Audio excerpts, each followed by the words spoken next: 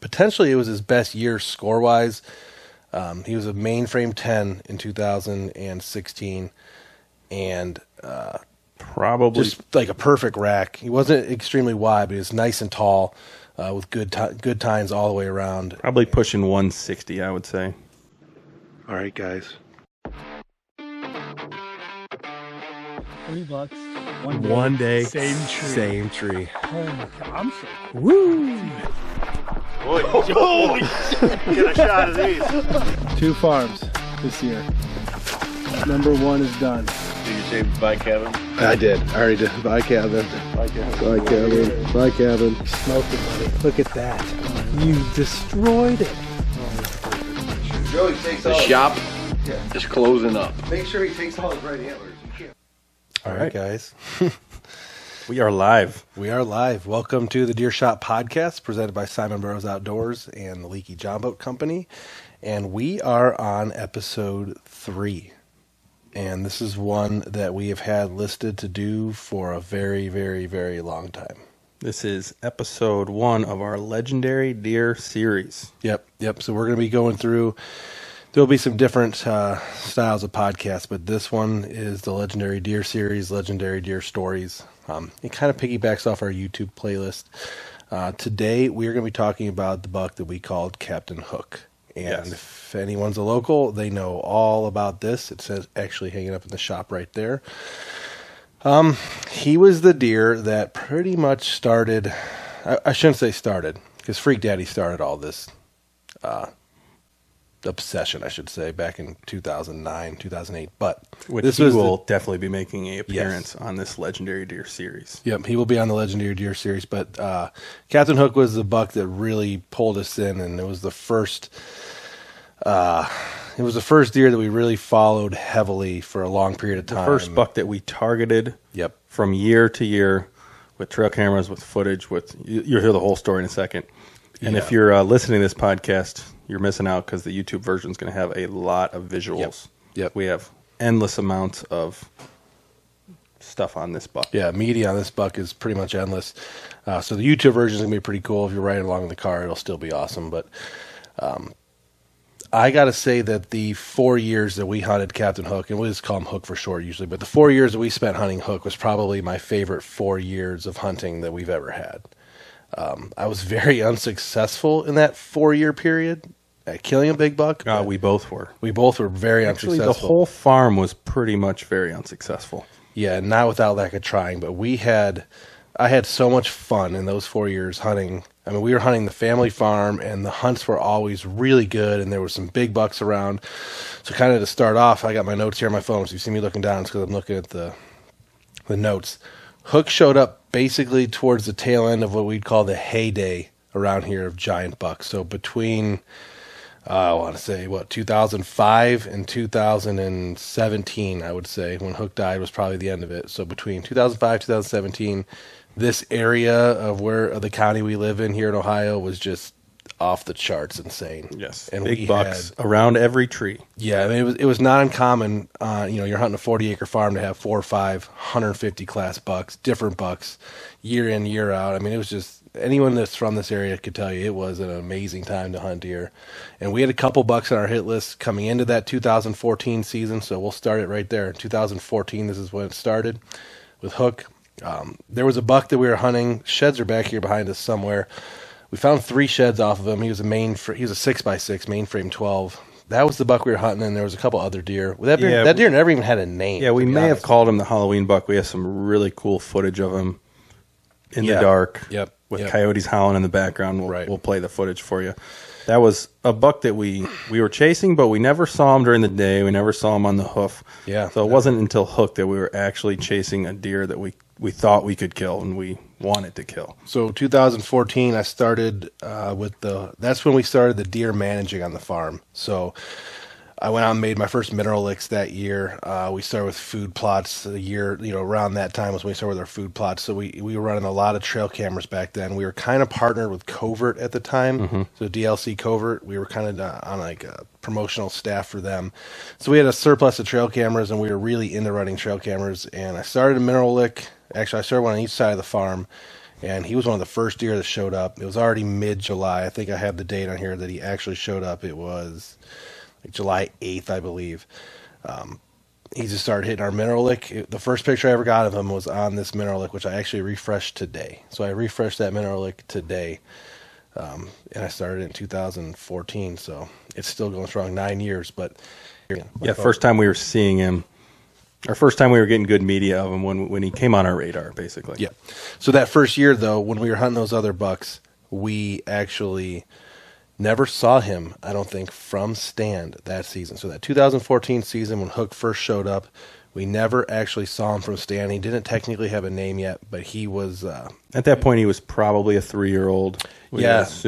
I was assuming a 3 or 4-year-old, but I'm assuming he was a 3-year-old. You'd be able to tell with the videos that we're going to show in the pictures. But he's just a mainframe 10, about 130, probably like 128 to 130. He's about the size of that buck I killed in West Virginia a couple years ago. Had a real swooping main beam. That's why he got the name of Hook. Sweeping beams, and that year came and went. We never had an encounter with him.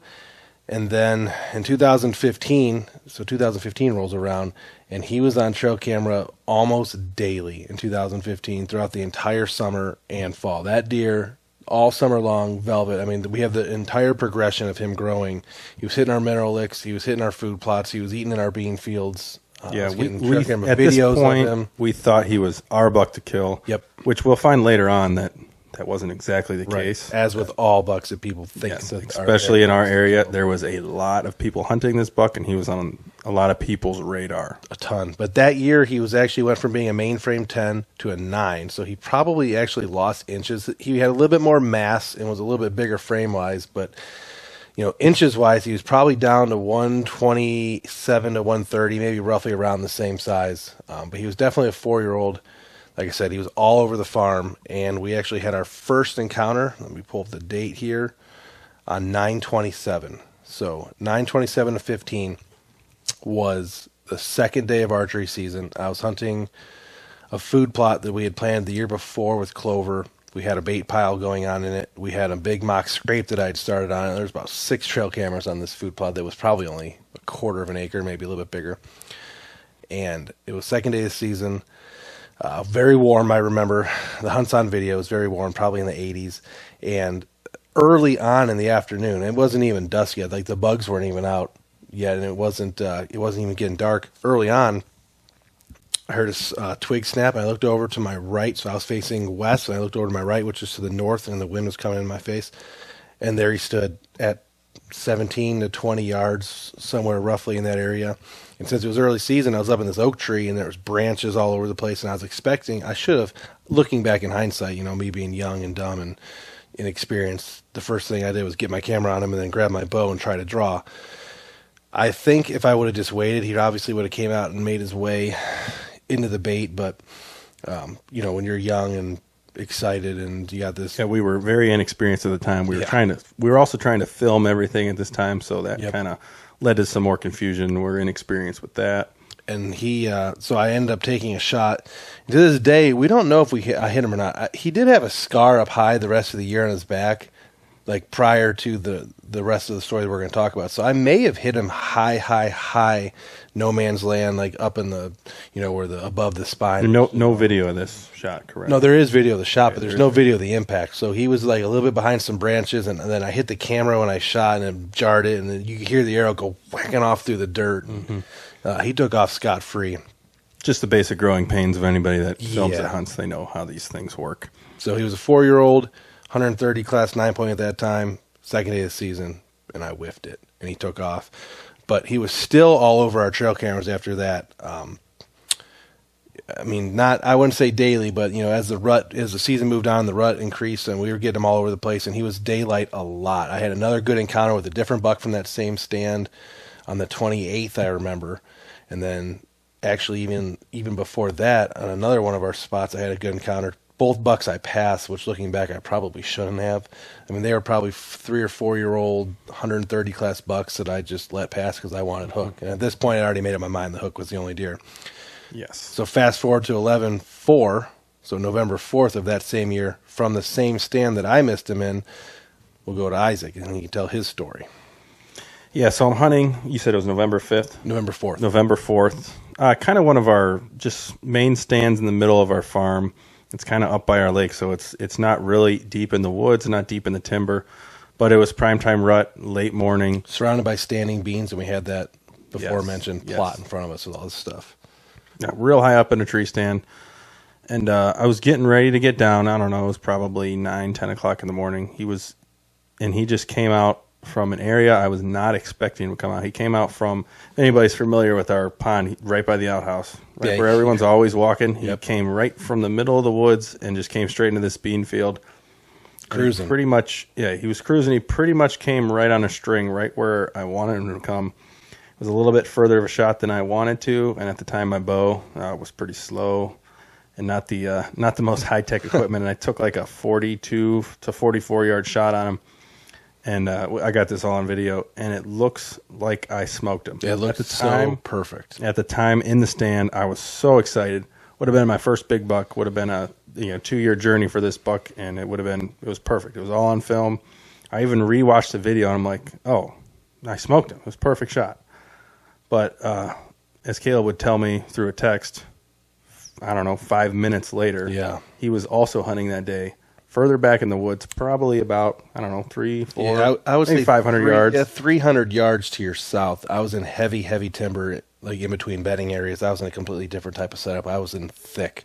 Yeah, in the direction that he went. And I text Caleb, I was freaking out. I just smoked hook, blah, blah, blah. And then he said... I basically said, no, you didn't, because I watched him come running without even a limp. I wouldn't call it a run. He was just doing a fast trot without even a limp. Came to about 40, and by that time I had my camera with me, but I didn't have time to start filming, so I grabbed my bow. He got to 40, and I think I already knew you had shot at this point, so I was like reading your text messages, like, oh my God, freaking out, and then I hear ch-ch-ch-ch, and here he came, 40 yards, then he veered off, went down this little ridge, hopped over a creek, and then went up into the thick bedding area. Looked unfazed. So I was, at this point, mass confusion setting in. Isaac saying he smoked him. I clearly saw a hook. Maybe Isaac shot a different deer. So like there was a period of like, what the heck's going on here? So I got down out of my stand and went over to where he ran, and I did find there's a picture somewhere. I don't know if I'll ever be able to find the picture again, but there was pretty much a leaf with a tiny speck of one blood. leaf with a speck of blood. And we rewatched the video back here. We came back to Mom and Dad's at the time next door, and we were watching the video, and it looked like a good shot from what we could tell based on our camera that we had at the time and everything. Yeah, not super fancy cameras at the time. It was 2017. Yeah, or this was 2015. 2015, yeah. So I got down at the same time Caleb did, and I went to go check out my arrow, see if there's blood, anything like that, and I found my arrow. I remember it was a gold tip traditional, so it's a carbon arrow, real heavy carbon arrow. I was shooting heavy arrows with I think it was a fixed blade broadhead, and the arrow was broke off at the broadhead. Literally, the stem of the broadhead was still in the end of the arrow. So then I'm like, I don't know what happened. And as far as we could conclude from trail camera pictures and watching the video over and over, I probably watched that video 1,000 times. It appears I hit low and might have hit him in the knuckle, like the elbow, or just grazed his leg. But we couldn't find any scars in the pictures, and we basically had no idea where I hit him. Yeah. And I think we got pictures of him like the next day or a couple days later. We got pictures of him that night. That night, yeah. That night he came back to the aforementioned food plot again. So he came in. He was shot at twice from this food plot within a month and a half, and then after the shot, he came back that same night, less than 12 hours later. Now, it was obviously prime rut, so he probably didn't even notice he never smelled you, so he never really knew what happened. He was cruising for does, and he came right back to the same food plot. And as far as we could tell, he wasn't hurt at all. No limping.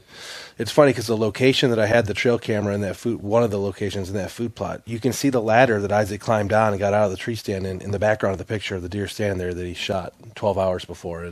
It was just wild. But that was it for that year. So we never found a shed. But, so to preface this, we never found any of this buck sheds. And, shed hunting's our thing around here, obviously. Yeah, and he never really spent much time in the spring or the late winter.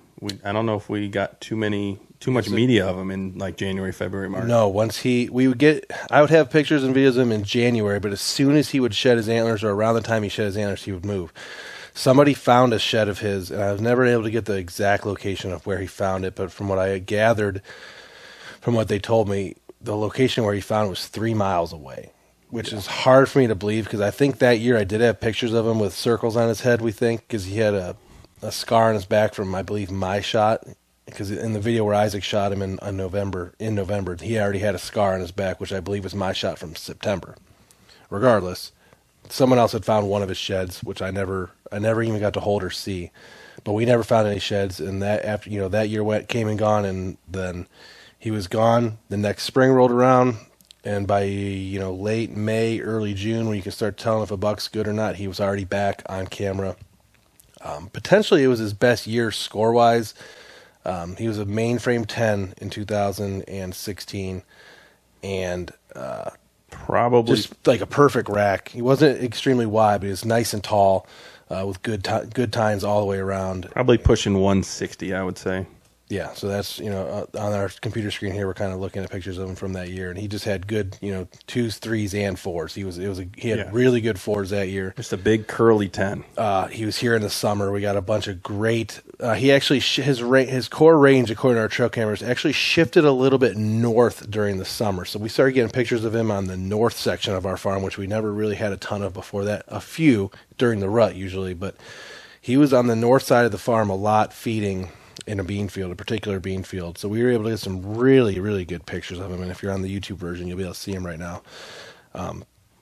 No encounters early, but on 11-4. So 11-4 exactly again. 1 year after Isaac hit him in 2015, I had an encounter with him. And that week, it was really interesting. It would have been a cool time to be filming and doing as much media as we were now then, because I was filming this night, but it got too dark for my crappy camera, and I kind of abandoned the filming, for the moment. But I had a really good idea that he was going to be coming in. There was an old CRP brushy field that had some little pine trees, and we had got a lot of videos of him or pictures of him around last light. And you did have one encounter with him earlier that season, correct? No. This is the next year? This is the next year. What you're seeing on the screen is after. So, in 2016, that November 4th day, I had a really good feeling that I was going to see him. The media leading up to that was really good. So he'd been in that area for a week or so, and this is before cell cams. So we had to go up there and grab cards and stuff. But that week, he was in the area in daylight or right around daylight multiple times. So when I got a good wind to go to the stand that I wanted to hunt, I went in, and at very last light, very, very last light, I could still see okay, but it was too dark for the camera, so I don't believe I even tried, and if I did, that video got lost in the hullabaloo. But yeah, especially with the cameras we were using back then. Yeah, they were just trash and low light. Yeah, compared to what we're using now, they were junk. But that evening, he came in just straight line, right where I thought he'd come from. He came in, and he got to 17 yards, and he was perfectly broadside at 17 yards, and I drew, and I thought that it was going to be the best moment of my hunting career. And I shot, and the arrow hit him. I could hear a crazy smack, and he hit the ground. He hit the ground on his side like he got hit by a car and started spinning in a circle on the ground. So I'm panicking to get another arrow, and he ended up getting up, running straight away from me, stopping at about 50, and he kind of looked right. And then he looked left, and the left side, I could see my arrow sticking out of him high. He looked over, and he saw the lighted knock in the corner of his eye. So he could see the arrow in his eye, and he saw the lighted knock, and he bolted right back to where he came from. The arrow popped out, went into the woods, crashing loud. And at this point, I was shaking beyond belief. I remember there was a party that night. So for some reason we were going to. It was Tyler Arter's housewarming party. Yeah, Tyler bought his house. I can't fully remember what we were doing or where we were. Tyler bought his house and was having a housewarming party in his backyard. So I showed up to that, and there was obviously a whole bunch of local deer hunters were there. I showed up to that, and the story got out that I had smoked hook, but it was a weird situation. I thought maybe he was dead, but I didn't know for sure what had happened. So we waited a good bit, and we went back in to look for blood that night, and we found a ton of blood. I remember it was not a small amount of blood. And let's be honest, this was going to be an awesome buck party. That's what we do. Yeah. Find these bucks, bring them back to the shop, have a huge party. Right. We were all dialed in for this. We were 6 or ready. 7 guys ready to go, and we drove. I remember we took someone's Jeep up there or something. We drove some type sort of vehicle all we the took way all up the way there, back which in is the a woods. pretty sketchy area if you know our woods. But so we get up there, and we start tracking. We do find a lot of blood at first. So actually, at first it was really thin, and then it hit the wood line where the arrow kind of popped out 10 more yards, and it started bleeding really, really good. And then we're like, oh, yeah, this is going to happen. But then we It's gonna be the followed end. it for maybe like 100 yards, and pretty sure Nick, the voice of Tracking Reason, chimed in and was like, listen, like, we got to back out. It's Friday night. We have tomorrow. We have Sunday. As awesome as this could be, go to find this buck, we got to back out. So, we made the tough decision to back out. And we were also dealing with a little bit of rain as well. Yeah, a little bit of rain. Which was going to make it more difficult. We went back. I went and got permission, actually, from a neighbor to go. Yeah, on because their we had to go property. on some bordering properties. We had to do some trace passing, so instead of that, I decided to go get permission. We got permission to go on the property. We found the blood trail right away again, and we tracked it all the way up to this gentleman's house, and he bedded in some really scrubby little bushes in some semi-open woods. Ironically enough, that's where it happened. Some semi-open woods, and within, I'd say, 50 yards of a house. And then we could never tell whether he got up out of that bed, like when he got up out of that bed, whenever it was that he got up out of that bed, which direction he went. So we grid searched that day. I went back the next day. We grid searched. That day we had 5 or 6 people grid searching a bunch of properties.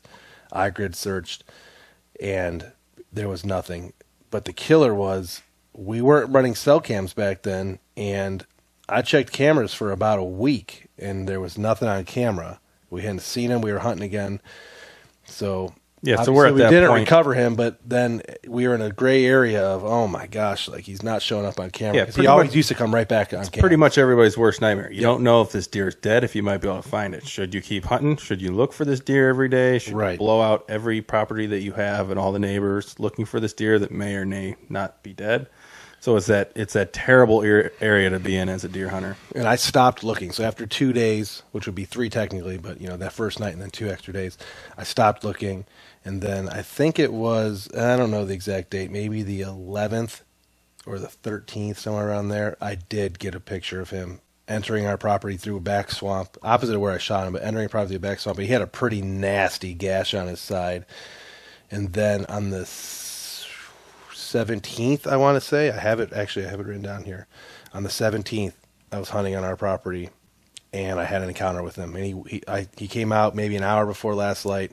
I rattled real heavy, and he came up out of a big flat towards my tree stand, but he went downwind, and he caught my wind, and I got a good video of him just stomping as he's walking away. Big gash on his side, all nasty looking, but... So it was a giant relief, I'm sure, to Yeah. see him alive, Yep. and that you could actually continue hunting him and continue hunting at all. But it was like, at that point, he was at, he had been out of our reach now 3 times. So that's 3 times that we had hit him with an arrow. And it was just starting to get kind of comical at that point. I mean, there was actually nothing funny about to us, but, we're beating our head against the wall here. We got this giant buck living on our farm, giving us all these opportunities, and we're just failing and failing and failing. And this is also in the heyday of social media and the heyday of Medina County hunters. So this deer is getting posted up all over the place. Yeah, Everybody knows that other people hunting him. and other people have started, getting Chiming in. media of him and stuff. So he was... And I think this was the same year we actually had, this is the bad thing about social media and deer hunting, we actually had people move in on our property and set up stands and corn piles on tiny little chunks of property, specifically to hunt this buck. And you know who you are. If you're listening to this video, you know who you are. Yeah, there's actually a couple different people doing that. So that was cool. So yeah, we were dealing with a lot of stuff, and then the rest of the year went. I actually got a lot of very good media of him late January type time frame. He was never close to daylight. Actually, I take that back. I remember specifically he was daylight on Christmas. We could have killed him on Christmas in the mud. He was right in the center of our farm. But then after that, kind of nocturnal. He was eating a lot of some bait stations, but. Once again, shed season came, nothing. Didn't find a shed. Don't know of anyone who actually did find his sheds that year, and I can't believe with his injury and how much I had him on season late that I didn't find his sheds. There's some spots where they could have been laying where I didn't go look because of permission, and I didn't want to get crazy. But if it was now, I would have gone at all costs. Yeah, and going year after year after year and not finding any of his sheds and not seeing him during shed season at all was just weird. And we never really did find out where he was wintering, per se. No, not really. I mean, we have our theories and our ideas, but we can never confirm anything. We do know some other people were hunting him further away, so it could be possible. And he had a big range, so this is a deer that it was very nice in a way that we learned so much about deer hunting from this deer. Probably learned more about deer hunting, especially locally, from this deer. Than this kind of deer hunting that we do here in Northeast Ohio with small properties, lots of hunters, some big properties in farmland, but also some real residential areas. So we're kind of in the mixture of it all here where we hunt in Northeast Ohio. And his range was huge. Over the place. It was, I mean, 3 by 4 square miles. I mean, we're talking his normal range where we were getting him on a regular basis between us and the neighbors is at least 1,500 acres worth of land. Maybe more. If not more. He was just one of those nomadic type deer that would just move around a lot. We were getting him the same nights other people were getting him, and the same days other people. And were getting he taught us a mile a lot away. Because prior to this, we thought all these bucks were hanging out on our property. They were ours to kill, and blah blah blah. The kind of things that teenagers that are deer hunting think, but we came to realize that that was not the case, and he was all over the place. And social media made it so that we learned more about where he was because other people were able to tell us. And because he was such a unique buck, and he was kind of the only real large buck that we were hunting and that a lot of people around us were hunting at the time. There was another big 8-pointer and stuff like that, but this buck was by far the biggest that we were hunting and that any of our neighbors were hunting. So he really was being noticed locally. And it stood out. I started this podcast by saying how we were in the heyday of monster bucks. By this time, all those other deer were gone, and he was clearly the king of the crop. Yeah, it's kind of like in today's deer hunting world where we are. There is big buck though. There's still, those 160s, 180s running around, but they're spaced out and they have a lot of people going after them. Yep. Back in the day, we would get pictures of 2 or 3 a year just on our farms. Yep. It's not like that anymore. But so this was kind of the transition time, so this buck was getting a lot of attention. And he was the last of the giants. Him and his running buddy, a buck we called Senior, which was 150 class 8-point, were the last of the giants. But like I said, no sheds that year. Roll into 2017. No early trail camera pics. Usually I'd get some in May and June. June 8th, so 6/8 of 17, I got a sequence of pictures of him on that original lick. So that original mineral lick that I got him on in 2014, so now we're 4 seasons later. I got pictures of him in June, and then nothing again until we had no pictures of him all summer, which is very odd, until opening day. I was hunting opening day on the next farm over. So it was a good distance, actually, it was on the other side of the next farm over. So we're talking half a mile around, roughly, from our farm. I was hunting a huge, open, basically hayfield. Yeah, and you weren't really too dialed in on him. You were just kind of hunting this big hayfield to see some deer. Yeah, it was an observation sit. We had watched a lot of deer from the road that summer at a long distance, so I sat in closer, and I was all excited to get in there. Got in there, and there was a lot of bucks on camera, or while I was hunting that day, I should say, not on camera, but I was filming, and I had great video. A whole bunch of buck activity was, I was having in front of me that day. And this was also 3-year-olds, maybe even a random 4-year-old. I mean, there also a transition period for us too, because we were really updating our gear. Yep. So camera gear was getting updated good. We have 4K cameras now. And I happened to just look over, and I was watching, like I said, I was watching a bunch of doe. I think I saw 20 plus deer that sit. That was the beginning. It's kind of funny. We talked about how it's the end of the heyday of big bucks, but it was the beginning of the large quantity of deer. Oh, so now, and that back may in have the day, something to do with what our big buck expectations are, because we have a lot of deer now. Yeah. So back then, I was only probably seeing couple deer sit. Deer sit. A good sit would be half a dozen, maybe a dozen would We'd be go an amazing sit after sit with no deer. And then, fast forward to now, if I don't see 20 deer, I consider it a failure. Yeah, like, hey, what do we do? Where are all the deer? Because the deer are everywhere now. But, so I'm sitting there, opening day, watching a field full of deer. Like I said, I think I saw, 20 plus deer that night, and there was a couple 3-4-year-old bucks in the field at 100 yards, a bunch of does.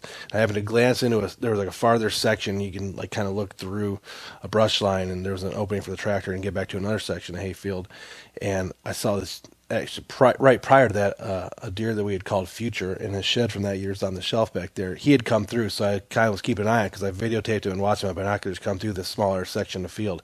Saw another deer in there, pulled my binoculars up, almost fell out of the tree because it was Captain Hook, and it was the first time I had seen him since June when he was on our mineral lick without even having any tines or anything yet. And he was, huge. He was 160 boom. class, Right there. 164 class, whitetail. He was at like 200 yards, and I got a bunch of video of him. And then he eventually worked his way out into the main field, and I videotaped him come through the main field, and he was kind of getting closer, and it was going to be a great hunt. And he actually cut into the tree line behind me, at last light where I could no longer get any camera light, and then walked the tree row in the woods towards me, and then stepped out in the field at like 8 yards. But it was too dark for a camera, and it was legally too dark to shoot. I probably could have shot, looking back, I definitely could have taken a shot and probably killed him that night. But I wanted to do it on camera, and it was killing me that he wasn't on camera and that it was technically past legal light. So I never even drew my bow, but I really thought about it because I had him at less than 10 yards directly under my stand. And he, I think he probably did win me that night after that, because I hunted that spot for another week and a half when the hay was still in a perfect, transition, and I saw most of the other deer over and over and over. I had some great hunts, but not him again. And he was a moose of a deer. Yeah, heavy mass. His body was huge. He looks exactly like that. We'll be able to show him for the YouTube audience because he's hanging right here above us. Early season 6-7-year-old buck. That doesn't usually happen around here too often, and he was just a moose. And he commanded the field. When he came out into the field, he literally commanded the field. Every deer it was like the scene from Bambi. Every deer looked over. Yeah, he'd been ruling this woods for 6 years now. Yeah. And he was pretty much been ruling our deer hunting minds for that same period of time. And he was the boss. After that, he actually started showing up on my trail camera. So we put up some tree coys that year and did a lot of stuff. I wasn't baiting much. I think that was the year I kind of stopped baiting for the most part. We've been going through phases with the baiting, whether it's due to expense or the morals of baiting or neighbors baiting or however you want to look at the baiting conversation. I don't think I baited that year. But that year we didn't bait. But I had a lot of mock scrapes set up. That's when I started running Browning trail cameras, and we had some USA trail cameras. Yeah, you got some cool video of them on scrapes. Oh, we got some. The best video I have of any individual deer probably ever, collectively for a whole season. I mean, it was just the amount of media. Every night, every other night, he was just smoking scrapes. And unfortunately, once again, before cell cam. So if I would have known some of the stuff, things would probably and if we would have been a little bit more experienced with how much he was hanging out on our properties, I know we could have killed him if we were hunting him nowadays. He was coming through at night or right at last light and making a scrape somewhere on our property every single night. And there for the entire season. And there were spots where he came in multiple times and hit in a week he'd hit the same scrape 4 or 5 times in a row. Just awesome videos. We'll show him. It was great. And then I had an encounter with him on, I believe it's November 9th. Let me check my notes. Yes, November 9th. I had my final hunting encounter with him. I was in the back swamp, and I was rattling and grunting, and he came in off a ridge. These are all familiar spots where he'd been or we'd encountered him in the past. He came down off a ridge, went into the swamp, went up, and I tried to, every last-ditch effort to rattle and grunt him, and it just did not work, and he didn't come in, and that was the last time I ever laid eyes on him. Might have been the last time anybody saw him in person. Yeah, we got some trail camera pictures after that. There's a great set of pictures where he is killable in daylight during gun season in this bedding area. I had a camera up on the edge of this bedding area on a pine tree scrape. Could have killed him. I mean, he was on his feet, and I don't know, I would never be able to tell you where I was hunting that day, if I was even hunting or what I was doing, but I do know that on December 12th of 2017, I was sitting at work, eating dinner at the firehouse, surrounded by a bunch of guys, watching Fox News, and they all knew that I was hunting this deer at that time too. Everyone knew that I was hunting this specific deer. Yeah, he had taken your life over that. Yeah, at this point, everybody it was out of control. And I got a text message from a guy that works on another fire department of mine that there was a giant buck that got hit in the road. At the end of our road, when there's a main highway at the end of our road, it was actually on that main highway, so probably about a half mile, 3/4 mile maybe, from our farm, that there was a big dead buck in the road, and a bunch of cars stopped, and it's a huge dead buck just laying in the road. So I mobilized and called 2 of my friends. I called Gene Miller and Nick Schlau, and they both got down there actually really fast, and Hook was there, laying dead on the side of the road. He'd been crossing the road at a cow pasture, actually, and got smoked by a Chevy Malibu, I believe. Yeah, the car got totaled. Totaled the car. Stady had to finish him off. Yeah, I believe he got finished off by a Stady. So this poor, giant, mature deer that we've been hunting for 3 or 4 years now. 4 seasons, 3 years. Got hit by a car, then shot in the back of the head by a Stady. Yep. probably missed him like 3 or 4 times before. Yeah. And that Stady was an acquaintance of one of my buddies that was there on the scene, so he was able to get the deer. He still technically has the tag carcass, I think. So technically Nick Schlau still owns that mount. Yeah, so they tagged the deer for us. We took it Yep. all. It was all legal. All legal beagle. It got hung up at Gene Miller's house. Because we were not letting this deer. I think we were go. both working for whatever reason. You weren't there either. Yeah, I was also so working. we, the next morning, me and Isaac went over there, and there's video of us all somber and shit.